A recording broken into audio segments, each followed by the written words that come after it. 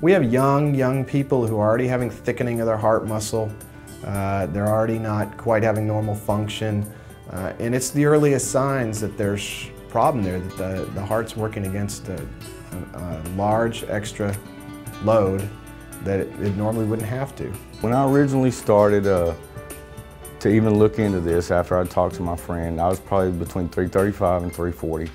I'd been that for 10 or 15 years, been over 300 pounds for at least 15 or 20 years. We're giving them back some of that control in that one area where they've had a problem. But it's a dangerous area. I mean, you can't walk around at 310 pounds and think everything's going to be okay for very long. It's not.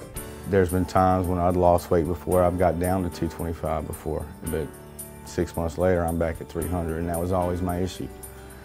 And after you do that 2 or 3 times, you know, why do you want to do it again? Because you know what's going to happen.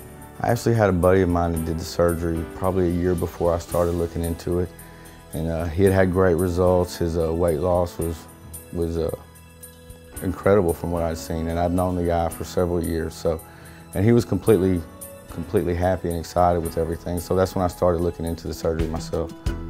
Buck has lost 115 pounds in about 6 months after having a sleeve gastrectomy. So I mean, that's a good outcome so far. We're only partway through. We're going to expect more weight loss beyond that. Although he's clearly getting down towards his ideal body weight, which is where we'd really ideally like to have him. I started off at 335 or 340, January of 2011. And it's February of 2012, and I'm at 186. It's like being reborn. Before, I guess I just kind of muddled through life. No excitement, just do what I had to do to get by, no energy, no fun. Now, I mean, the excitement, fun, romance, social life, things that I didn't have before. You changed my life. It's a whole new world every day.